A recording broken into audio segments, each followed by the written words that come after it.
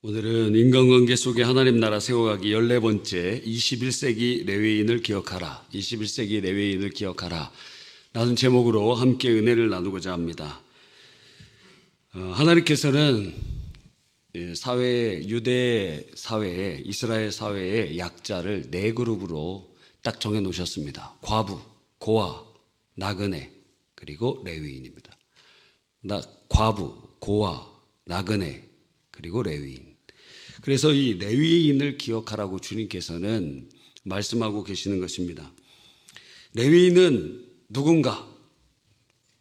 리바이, 레위. 이 레위는 야곱의 셋째 아들입니다. 연합이라는 의미를 가지고 있고, 원래 이 레위는 굉장히 잔혹한 사람으로 한 민족을 다 죽일 정도의 아주 시므온과 더불어 아주 나쁜 놈이었는데, 그런데 하나님께서는 그 레위의 후손 중에서 모세를 일으키시고 그리고 아론을 일으키시며 제사장 제도를 세우셨습니다. 그리고 그 레위 지파 나머지 사람들은 이제 하나님께서 사명을 주시는 거예요. 어떤 사명을 주시느냐? 그래서 전국의 사람들에 흩어져 살면서 율법을 가르치고, 그리고 성전에서는 성전 기물을 관리하고, 그리고 찬양하고, 성전을 지키고, 성전 수호도 하고, 성문 문지기도 하고, 기타 재판관이 되기도 하고, 그러한 일들을 많이 했습니다. 다윗 시대에서는 약 38,000명의 레위인 중에 이 성전에서 제사장을 도와서 제사 사역을 감당한 사람이 24,000명이었고, 그리고 율법을 가르치는 일과 종교 문제를 판결하는 재판장으로 6,000명, 그리고 문지기로 4,000명, 그리고 성가대로 4,000명이 봉사합니다. 4,000명 성가대. 어떤 교회 보니까 4,000명이 넘더라고요, 성가대가. 그래서 쫙 이렇게 있는 모습을 보았습니다. 보통 레위인의 사역은 아주 일찍 시작하면 20살부터 시작하고, 보통의 경우 25세나 30세에 시작하는데 기록마다 달라요. 그래서 아마 보통 25세에 시작해서 5년 동안 수습을 하고, 그리고 정년이 50세였어요. 50세까지 그 사역을 감당합니다. 그래서 이제 그 24반열로 나누어서 1년에 2달씩 성전에서 봉사하도록 하였습니다. 근데 이 레위 지파는 원래 12지파인데 12지파에서 빠져요. 그러면 11지파잖아요. 근데 주님께서 요셉을 영적 장자로 세우시면서, 원래 장자는 르우벤이었지만, 그런데 하나님께서는 요셉을 축복해 주셔서 장자는 두 몫을 주도록 되어 있거든요. 그래서 요셉의 아들 므낫세와 에브라임이 12지파 안으로 들어갑니다. 그래서 요셉이 원래 한 몫으로 가지고 있으면 한 명만 들어가는데, 레위가 빠지고 두 아들이 전부 요셉의 지파로 12지파를 형성하게 되는 거예요. 그래서 12지파 중에 2지파가 요셉과 관련되어 있다는 거예요. 놀랍지 않습니까? 그래서 사실상 유다의 역사는, 그 이스라엘의 역사는 유다 계열과 이 요셉 계열의 에브라임 지파와의 정통성과 리더십 싸움이 수백 년 동안 진행되고 있는 것을 이제 우리는 보는 것입니다. 그래서 주님께서는 이제 레위 지파를 따로 떼서 하나님을 섬기고, 그리고 하나님의 말씀 가르치고, 성전을 수호하고, 성전의 제사장을 도와서 하는 사역을 감당하도록 특별 사역을 주신 것입니다. 그리고 출애굽할 때 애굽의 장자들이 다 죽었잖아요. 그래서 처음 난 남자와 그리고 소와 양의 수컷들은 전부 하나님 앞에 바쳐지도록 했어요. 그래서 레위인은 12지파의 장자를 대신하는 그러한 대속의 지파가 되었습니다. 그래서 그들은 어떻게 되었느냐? 가나안 땅에 들어가서 다 12지파는 강원도, 양강도, 함경도, 전라도, 경상도, 제주도 이런 식으로 땅을 지파별로 분할을 받았는데 레위인은 레위인 독립적인 땅 분할을 받지 못합니다. 그럼 어떻게 사느냐? 전국의 48개의 성읍에 쫙 흩어버려요. 레위인들을 다 전국 12지파에 48개 성읍에 쫙 흩어놓고 그 중심에 요단 동편에 3개의 도피성, 그리고 요단 서편에 3개의 도피성, 6개의 도피성을 중심 도시가 되었던 것 같습니다. 그리고 48개의 도성에 그렇게 살아갑니다. 그럼 그들의 지파의 분깃이 없는데 그러면 그들의 기업은 무엇이냐? 바로 하나님께서 이렇게 말씀하십니다. 내가 너희의 기업이다. 그렇게 말씀하세요. 이 말은 유다 지파의 땅이 예를 들어 경기도다. 그런데 레위인은 그런 게 하나도 없어요. 대신 하나님이 너의 기업이다. 되게 좋은 것 같으면서도 실제적으로 만져진 것도 없어요. 그래서 48성읍에 쫙 흩어져 있으니까 레위인들은 어떻게 그 민족적으로 집단적인 어떤 움직임을 할 수가 없죠. 그들이 흩어져서 살아가는데 그 성읍에서 이제 자급자족을 할 수 있도록 그 들판이나 그들이 사는 집은 허락해 주셨어요. 그래서 집의 소유, 들판의 소유는 가질 수가 있었어요. 그러나 레위인의 지파를 통하여 벌써 졸리신 것 같습니다. 지금 시작한 지 5분도 안 됐는데 졸리면 상당한 사탄과의 싸움을 승리하시길 바랍니다. 네. 5시간 한 것도 아니잖아요. 이번 강사분이 중고등부 설교할 때 찬양부터 다 하면 한 4시간 정도 이렇게 진행됐는데 저는 그냥 은혜 받다 보니까 눈 깜짝할 새에 지나가더라고요. 그런데 여러분 지금 5분도 안 시작됐는데 벌써 피곤하다. 어제 늦게 주무셨든지 저 5시 정도에 잔 것 같습니다. 예. 여러분도 아마 그렇게 아마 경건 생활을 하시면서 그러지 않았을까 하는 생각도 듭니다. 자, 그러니까 그러면 그들은 어떻게 먹고 사느냐? 자기의 주신 집 그리고 들판은 있어 다 흩어져 살지만 말입니다. 그리고 정규적인 수입이 1년에 한 번 오는데 바로 12지파의 11조입니다. 그래서 12지파의 11조가 레위인의 주 수입이에요. 자,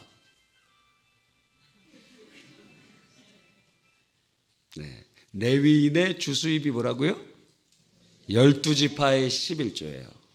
어제 서점에 가보니까 11조 복음이라는 책이 나왔더라고요.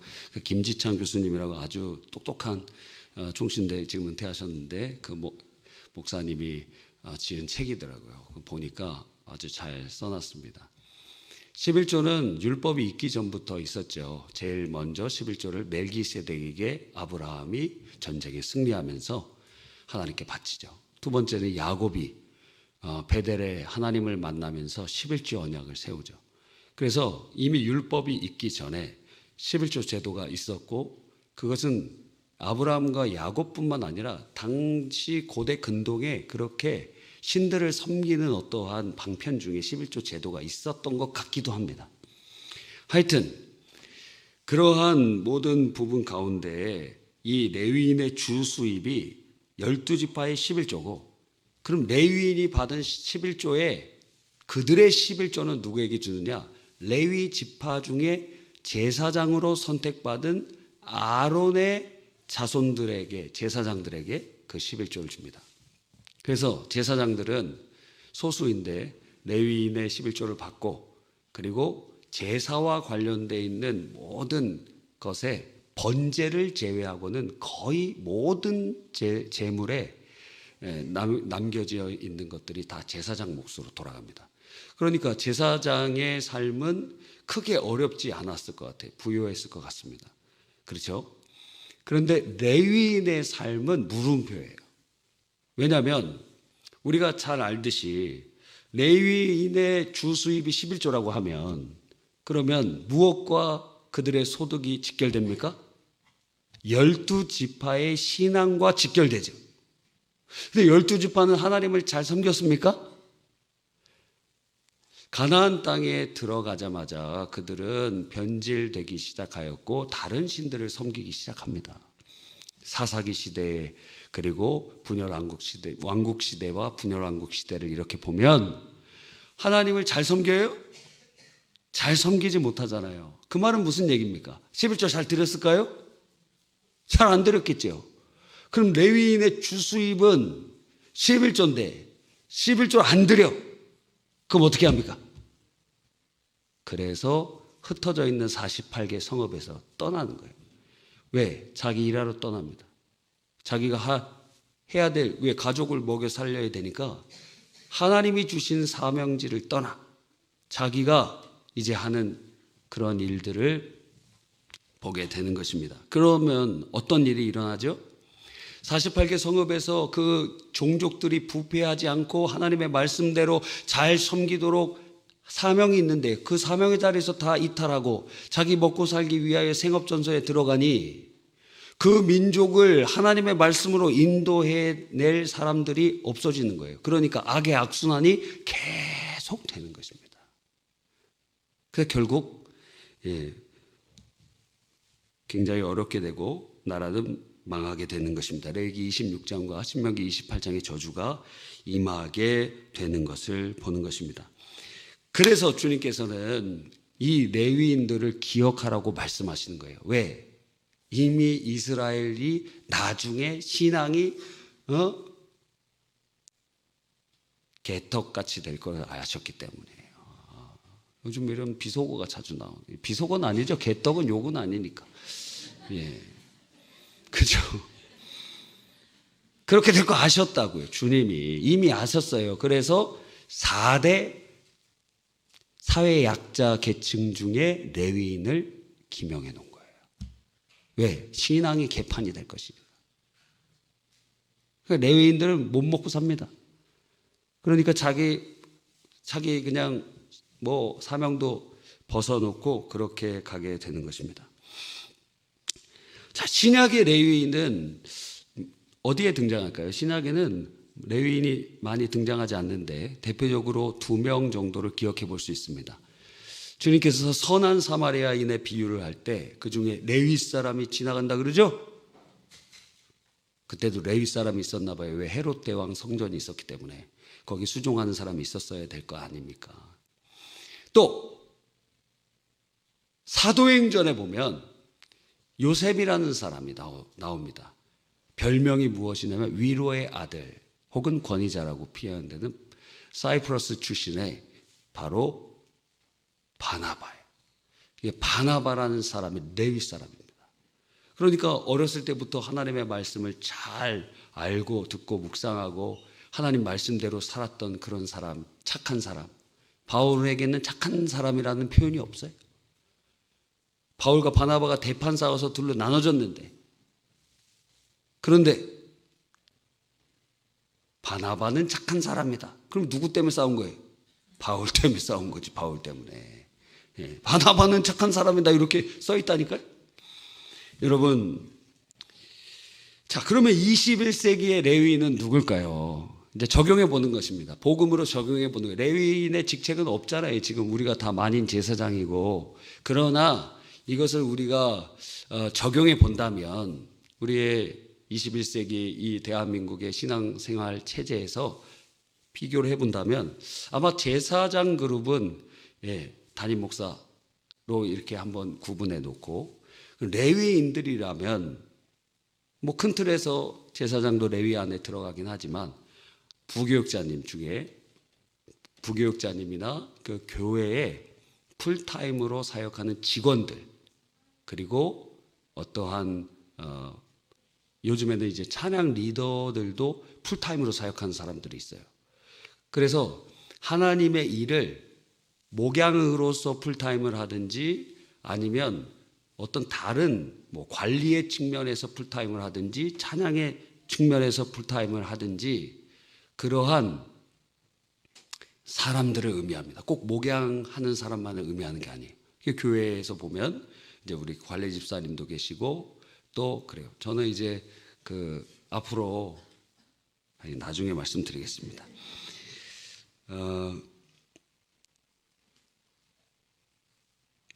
이 21세기 그래서 풀타임으로 사역하는 그러한 목회자, 선교사, 또 전임 직원, 찬양대 뭐 이런 사람들이 다 포함될 수 있습니다. 근데 문제는 큰 교회를 제외하고는 일반적으로 처우가 매우 좋지 않습니다. 큰 교회 정도는 그래도 괜찮아요.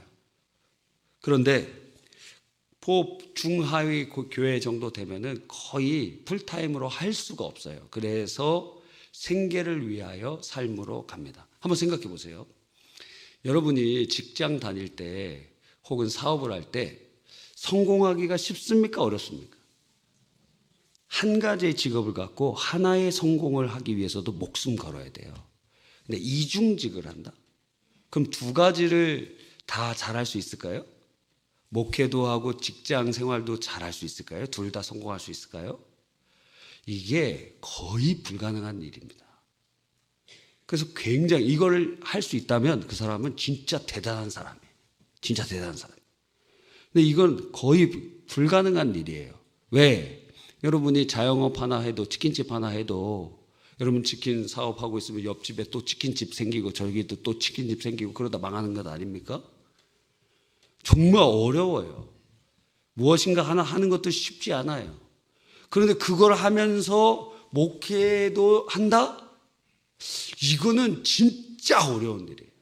그래서 미국에서도 교회를 개척할 때 이중직을 시작하면서 교회가 어느 정도 궤도에 오르면 이제 그 직장을 정리하고 그 교회에 집중하는 그러한 모습을 보이기도 합니다. 굉장히 쉽지 않은 것이에요.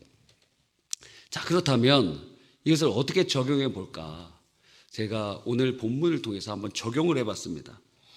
여러분이 이제 교회 안에 일단 담임 목사님 제외하고 부목사님들, 풀타임 사역자들, 또 풀타임 교회 직원분들, 또 풀타임 또 어떤 사역이 있다. 우리 교회는 이제 부목사님들이나 또 이제 교회 관리 집사님이나 이런 분들밖에 소수밖에 없지만 앞으로 하나님께서 우리 교회에 큰 부흥을 주실 것입니다. 예, 하나님께서 이제 마음속에 부담 주시는 것 중에 세 가지가 이제 구체적으로 딱 떠오르더라고요. 이걸 이루기 위해서는 우리 교회가 큰 부흥을 하나님 주셔야 돼요.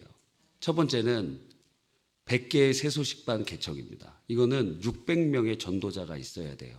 600명의 전도자가 되기 위해서는 최소한 6,000명에서 10,000명 정도의 성도 중에 뽑힌 사람들이 그 사역을 감당하게 됩니다. 두 번째는 100개의 주문진 연계교회.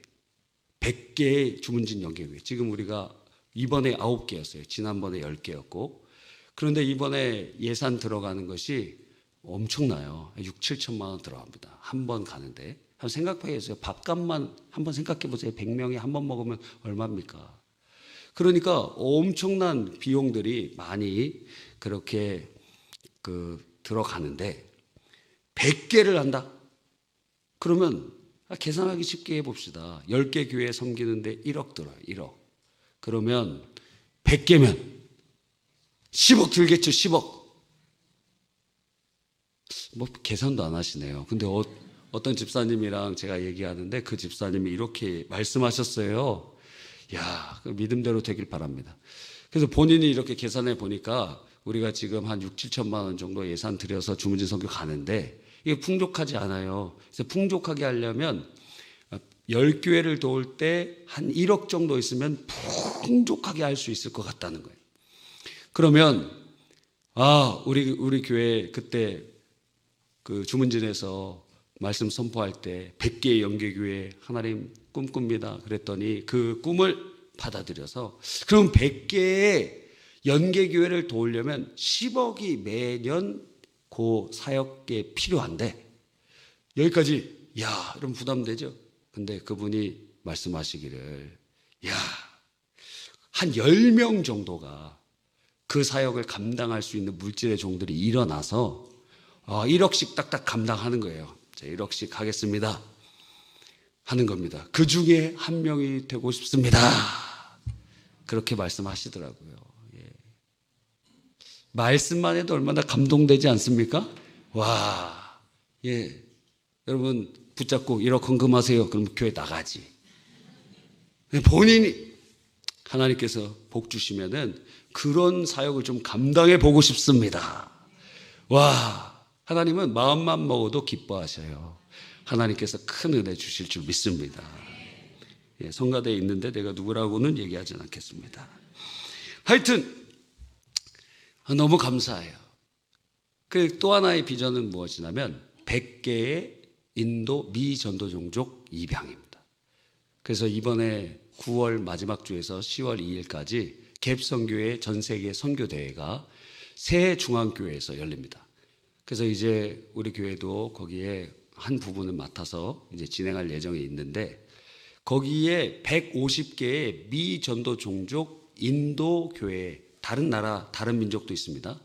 10만 명 이상의 미전도 종족을 뽑아서 거기에 150개를 했는데, 저희가 150개의 종족을 그렇게 하고 싶은데 여력이 안 돼 지금. 그렇지 않습니까? 거기에 최소한 아주 최소 거기에 있는 사역자를 지원하는데 1인당 25만 원 사역을 매달 지원을 해야 돼요. 100개면 2,500만 원 매달 나가야 됩니다. 그렇죠. 근데 아직 그 정도 우리가 지금 하기는 어려워요. 그래서 일부라도 올해 좀 입양하면서 점진적으로 늘려가려고 하는데, 이걸 다 종합해 보니까 우리 교회가 감당하려면 한 10,000명은 돼야 될 거야 돼. 성도가 10,000명은 돼야 될 것 같습니다. 몇 년도에 될까요? 제가 이제 생각을 해보면 우리 교회 문제가 이제 곧 해결되고, 그리고 나서 하나님께서는 항상 고난 다음엔 보너스를 주시거든요. 그래서 40년 광야 생활한 다음에 주님께서 요단 동편을 주셨어요. 가나안 땅 한 3분의 1 정도 되는 땅을 주셨어요. 그래서 저는 기대를 하고 있습니다. 이 고난이 끝난 다음에 하나님께서 복을 주실 텐데 저기 선교센터를 지어주실래나? 아니면 뭘 주실까? 아직 김칫국부터 마시고 있습니다. 잘 될 거기 때문에. 아멘입니까? 근데 이 하나님께서 지금 점점 비전이 구체적으로 되어가고 있고 한 발자국씩 진행되고 있는데, 이거를 감당하기 위한 사람과 재정을 붙여주셔야 되는데, 그러기 위해서는 한 10,000명 정도 되는 교회가 돼야 됩니다. 아멘입니까? 10,000명의 헌신자들, 10,000명의 성도가 될 것 같아요. 예, 제가 지금 40대인데 한 50, 한 중반 전까지는 한 10,000명 되는 교회가 되지 않을까 하는 생각이 듭니다. 예, 왜요? 100개의 세수식반, 100개의 연계교회, 100개의 미전도 종족 입양을 위해서. 그래서 필요하다는, 우리가 함께 연합하여서 성도들과 연합하고, 그래서 그렇게 되는 하나님의 큰 일을 이루어 가기 위해, 욕심이 아닙니다. 이 사역을 하려니까 우리 교회 수준으로 지금 안 돼. 10분의 1밖에 안 돼. 지금보다 10배의 축복을 받아야 됩니다. 하나님의 큰 은혜 주시기를 바랍니다. 여러분이 그 사역에 선봉에 쓰십시오. 하나님의 비전을 같이 꾸고 하나님의 역사하시는 것에 동참하고 하나님의 그 일에 함께 동역하면서 주님 앞에 쓰임받는 우리 모두가 되기를 간절히 바라는 것입니다. 자, 그러면 교회 안에 이렇게 풀타임 부교육자님들, 직원분들, 찬양 리더들 있다고 한다면 그럼 어떻게 하느냐? 우리 읽은 본문에 보니까 두 가지를 우리가 읽었어요. 하나는 77절과 그리고 초막절에, 명절에, 거기에 명절에 하나님 앞에서 함께 즐거워할 때 레위인 고와 과부 나그네를 초청해서 함께 기뻐하라 그랬어요. 그럼 적용해 보면 여러분이 교회에 우리 부목사님들 또 교회 직원분들 계시잖아요. 그러면 여러분이 명절에 지금도 잘하고 계세요. 막 인사도 하고 그리고 선물도 드리고 그러시더라고요. 잘하고 계세요. 안 하시는 분들 있잖아. 그렇죠? 함께 동참을 하십시오. 그러면 그분들이 기쁨으로 사역할 수 있습니다. 그분들이 소득 수준이 높지가 않아요. 저는 담임 목사라고 교회에서 그래도 잘 지원해 주십니다. 근데 이제 풀타임 다른 부교육자님들은 그 여유롭지 못해요. 보니까 우리가 이제 사역자들을 청빙하는데 가장 큰 문제점이 지금 집 문제입니다. 집 문제. 그래서 어떤 권사님이 5천만 원 헌금해 주셨어요. 그래서 그것 시드머니가 돼갖고 그것이 조금씩 계속 불어나고 있습니다. 지금 거의 6천 몇백만 원 되고 있어요. 그거 가지고 뭐 하려고 하느냐면 교육자 사택을 살려고 합니다. 예. 여러분, 내일이 아니지요 그러지 말고 하나님 제게 복 주시면 제가 하겠습니다. 그런 마음을 가지시라고요, 여러분. 이건 내일은 아니지요. 저는 지금 연금으로 살아갑니다. 그렇게 생각하지 말고, 아니, 하나님 복 주시면 하실 거 아니에요. 아멘. 그런 마음이 하나님을 기쁘시게 한다는 것입니다. 서원하라는 게 아니에요. 이거 하면 또 이게 서원해서 해야 되는 것 아니면 서원하라는 게 아니에요. 마음은 원의로되 하나님 앞에 내 마음을 드리는 겁니다. 하나님 복 주시면 이렇게 하고 싶습니다. 서원은 아닙니다. 이러면 되잖아요.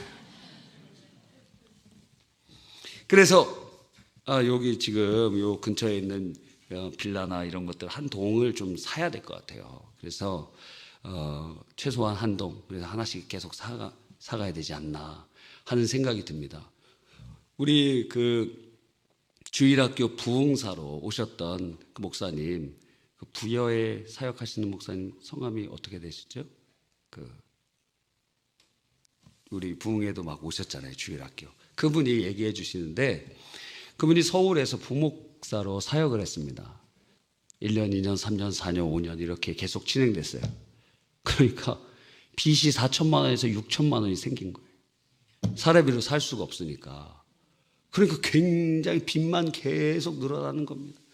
그래서 지방에 청빙 사역이 와 있어서 그곳에 아멘하고 순종하는 마음으로 그곳에 가셔서 사역을 감당하는 것입니다. 요즘에는 그 MG 사역자들이 일단 사역도 안 해. 그냥 알바하는 게 낫다고 하는 사람들도 있습니다.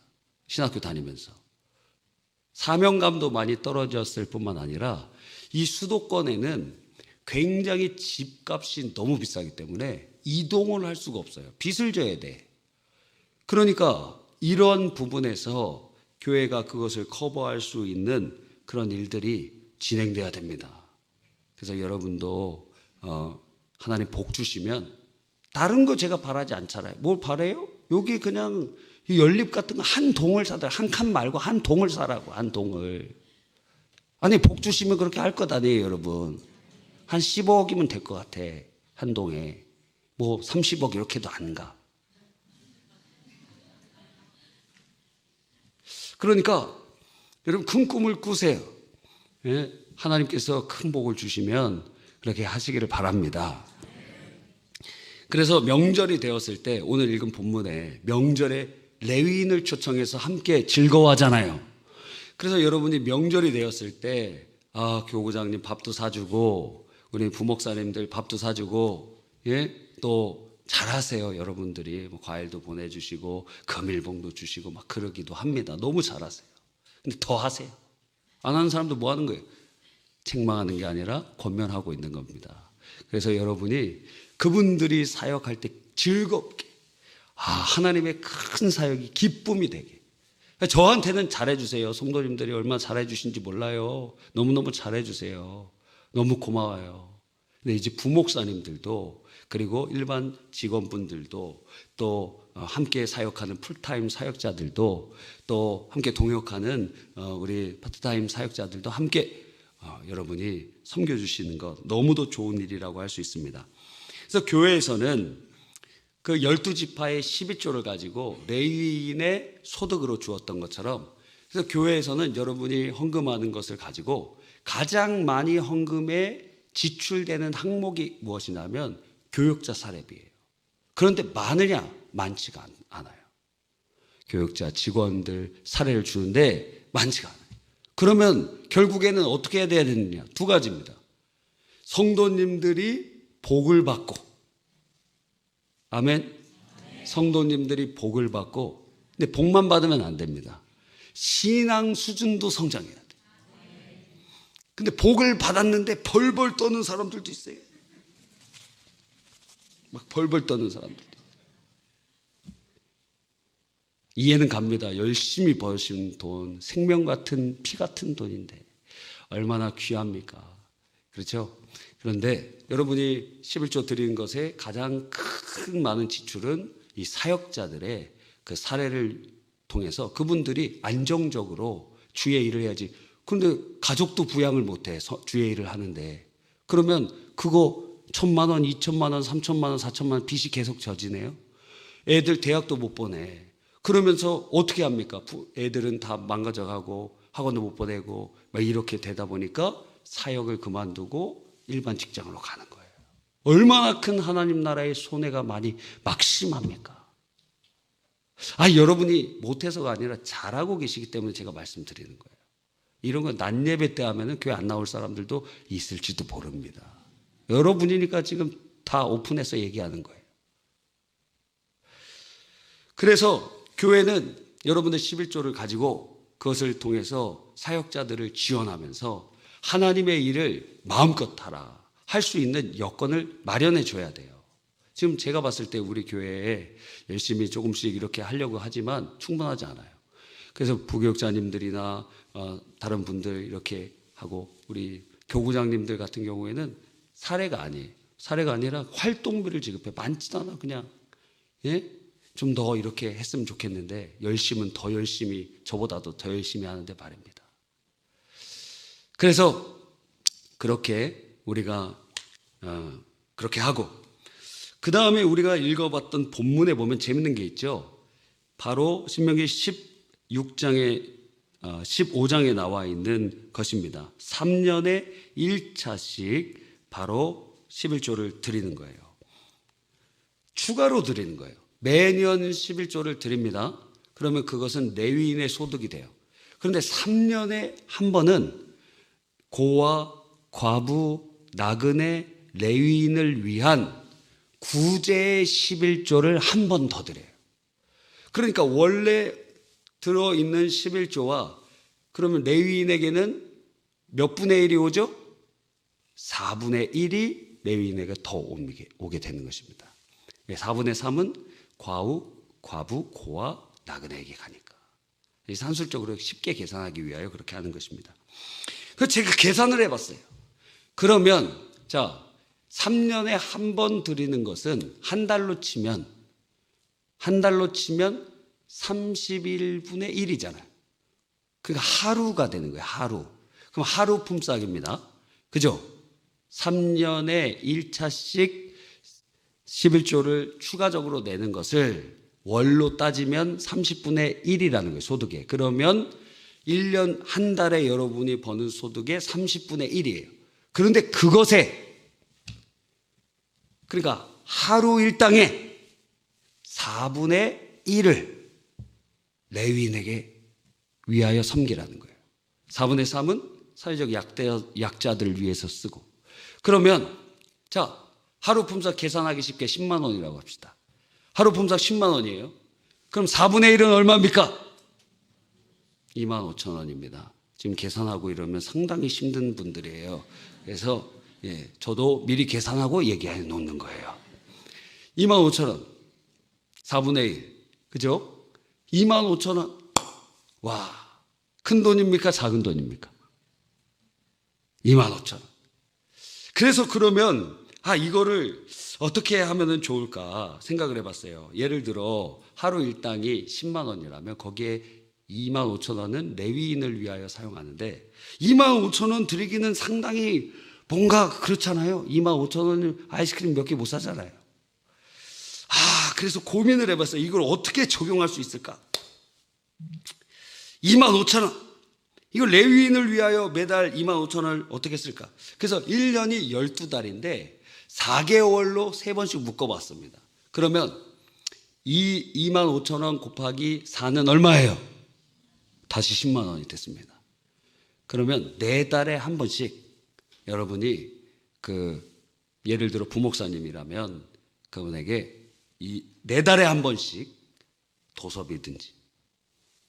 근데 선교사님들 제가 보니까 선교비를 이렇게 갖고 와갖고 선교 사역에 잘 사용해 주세요. 그럼 되게 별로 기분 나빠하시더라고요. 왜? 선교 사역에만 사용해야 되니까. 그래서 제가 나중에 가서는 이렇게 합니다. 예, 쉬고 싶을 때 뭐 쓰고 싶을 때 잘 사용하시기를 바랍니다. 그럼 좋아하세요.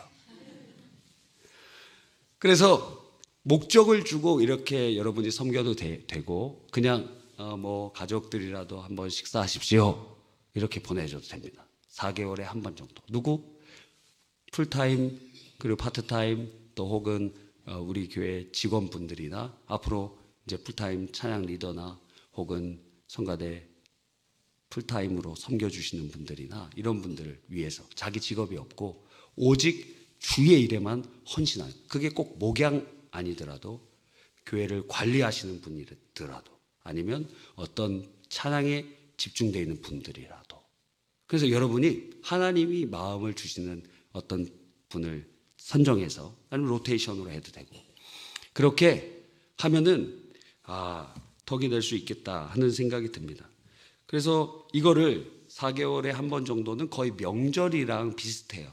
그러니까 그때 이것을 모아서 명절에 여러분이 그렇게 인사를 하고 하면은 이것이 레위인을 위한 3년 1차의 11조를 적용할 수 있는 부분이 되지 않을까 하는 생각을 해봤습니다. 자, 왜 이렇게까지 해야 될까요?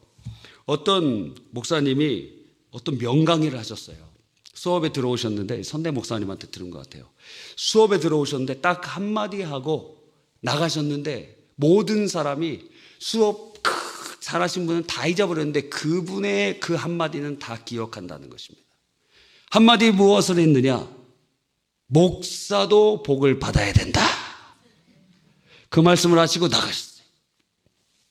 정말 그럽니다. 하나님께 부름받은 사람들 복을 받아야 되겠죠.